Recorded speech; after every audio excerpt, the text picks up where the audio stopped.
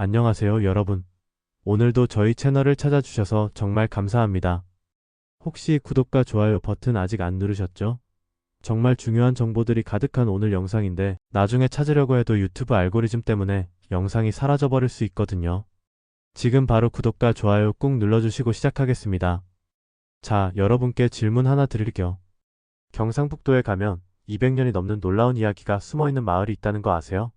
많은 분들이 그냥 지나치는 이곳인데 사실은 우리나라 역사에서 정말 중요한 의미를 가진 곳이거든요. 특히 60대 이상 어른들이라면 꼭 한 번은 가보셔야 할 곳인데 왜 그런지는 영상 끝까지 보시면 아시게 될 거예요. 오늘은 정말 특별한 여행지를 소개해드리려고 합니다.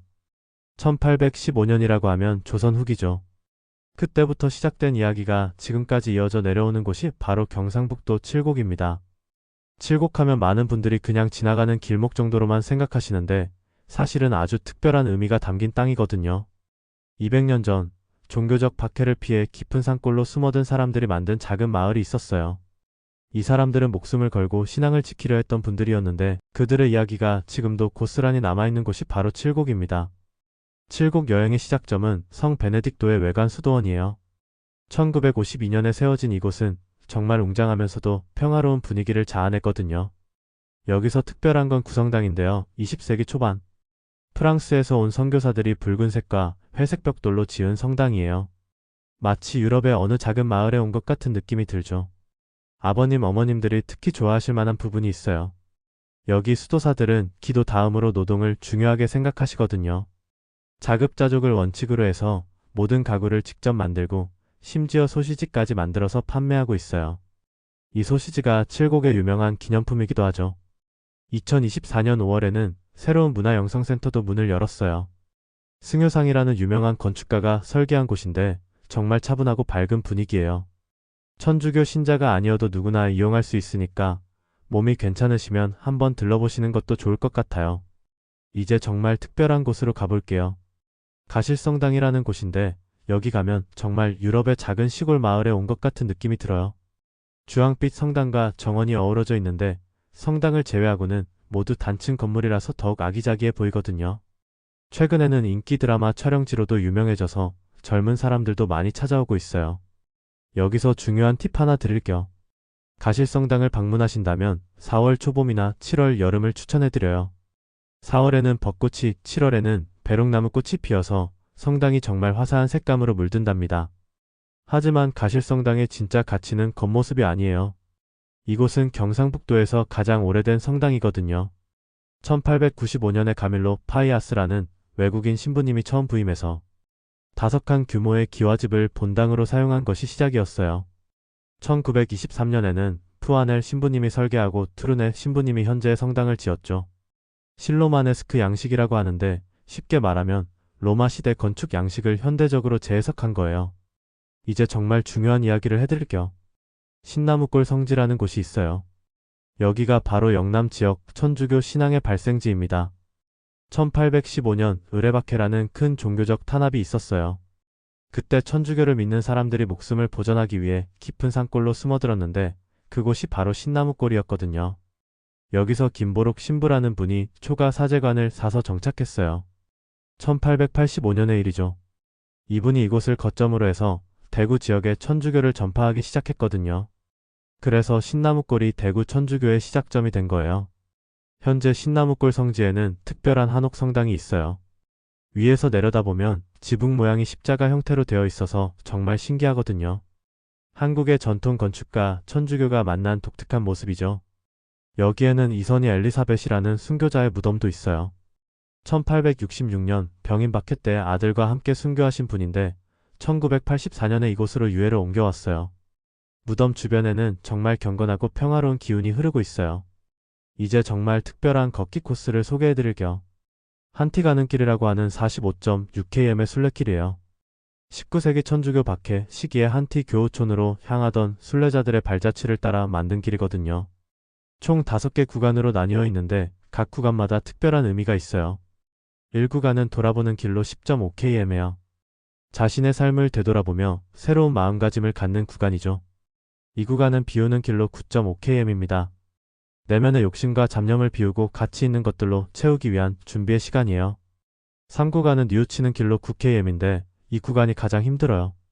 창평지에서 시작해서 급락전까지 올라가는 오르막길이거든요. 12구 비기를 지나야 해서 숨이 차지만 급락정에 도착하면 정말 아름다운 풍경이 펼쳐져요. 4구간은 용서의 길로 8.5km, 5구간은 사랑의 길로 8.1km예요. 아버님, 어머님들께서 걸으실 때는 무리하지 마시고 한 구간씩만 도전해 보시는 것도 좋을 것 같아요. 각 구간마다 순례자의 집이 있어서 쉴 수 있거든요. 다만 음식은 따로 준비해 가시는 게 좋아요. 이 길을 무려 40번이나 완주한 분도 있다고 해요. 20개의 스탬프 인증 장소가 있어서 도장을 다 찍고 마지막 한티순교성지에 도착하면 기념품도 받을 수 있어요. 이제 7곡 여행의 마지막 목적지인 한티순교성지에 대해 말씀드릴게요. 여기가 바로 오늘 이야기의 핵심이에요. 해발 600m 산 중턱에 자리한 이곳은 1815년부터 천주교 신자들이 박해를 피해 만든 교우촌이었어요.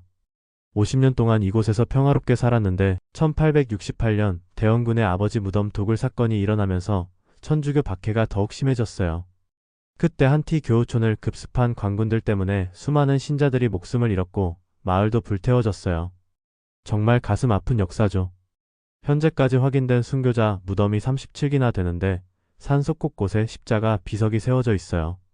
특히 14m 높이의 대형 십자가상 옆에 있는 한티 마을 사람 입석을 보면 정말 마음이 숙연해져요. 크고 작은 입석들은 한티에 살았던 천주교인들을 상징하고 바닥의 둥근 돌은 순교자들의 희생을 의미해요. 하지만 이곳은 과거에만 머물러 있지 않아요. 10월과 11월, 가을이 되면 억새마을의 수많은 억새가 성지를 아름답게 물들여요. 순교자들의 정신을 기리면서도 현재를 살아가는 사람들에게 위로와 희망을 주는 곳이죠. 7곡 여행을 계획하고 계신 아버님, 어머님들께 실용적인 팁을 드릴게요. 먼저 편한 신발을 꼭 준비하세요. 특히 한티 가는 길을 걸으실 계획이라면 등산화나 운동화가 필수예요. 계절별로 추천 시기가 다른데 4월에는 벚꽃, 7월에는 배롱나무꽃, 10-11월에는 억새를 볼 수 있어요. 몸이 괜찮으시면 가을 억새 시즌을 특히 추천해드려요. 음식은 각 성지나 수도원에서 간단한 것들을 구입할 수 있지만 순례길을 걸으실 때는 도시락이나 간식을 미리 준비해 가시는 게 좋아요. 대구에서 7곳까지는 버스나 기차로 쉽게 갈 수 있고 각 성지 간 이동도 시내버스를 이용하시면 돼요. 렌터카를 이용하시면 더 편리하죠. 7곡은 단순한 관광지가 아니에요.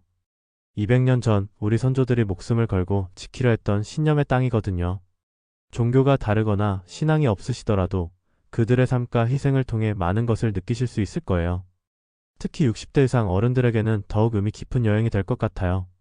격동의 현대사를 살아오신 분들이라면 한티 순교자들의 신념과 희생이 더욱 와닿으실 거거든요. 자녀분들과 함께 가신다면 더욱 좋을 것 같아요. 우리 역사의 소중한 한 페이지를 함께 보며 대화를 나눌 수 있는 기회가 될 테니까요. 이 모든 이야기는 트레비 매거진의 취재 기사를 바탕으로 정리해드렸는데 7곡군에서도 이런 순례 관광을 적극적으로 지원하고 있어서 앞으로 더욱 좋은 시설들이 생길 예정이에요. 오늘 7곡의 숨겨진 이야기들을 소개해드렸는데 어떠셨나요? 200년 전부터 이어져 내려온 신앙의 흔적들이 이렇게 잘 보존되어 있다는 게 정말 놀랍지 않나요? 7곡은 정말 특별한 곳이에요. 아름다운 자연경관과 깊은 역사, 그리고 순교자들의 숭고한 정신이 어우러진 곳이거든요.